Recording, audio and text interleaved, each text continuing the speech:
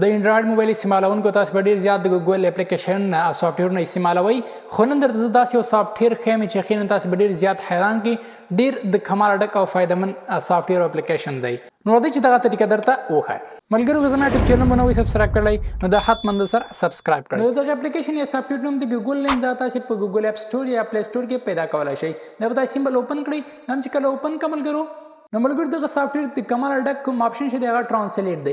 تاسو بل ټرانسلیټ باندې کلیک کړئ. هغه تولیدات هغه پروډکټس تاسو په کور کې لري او په هغې باندې په بله ژبه باندې معلومات کړي هغه غواړئ تاسو خپلې ژبې ته ټرانسلیټ کړئ، ترجمه کړئ. تاسو سمپل په اسانۍ سره هغه تولید راواخلئ او د کیمرې شاته به یې سمپل ونیسئ.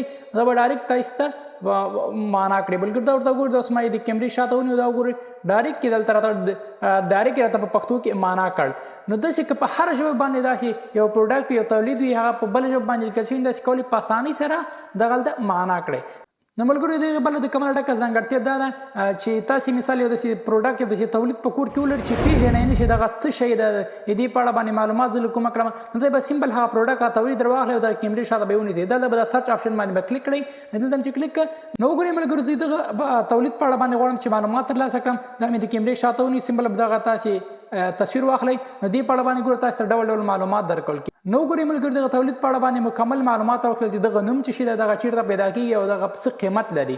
نو ډېر د کماله ډک اپلیکیشن ده، استعمال یې کړئ او فایده ترې واخلئ.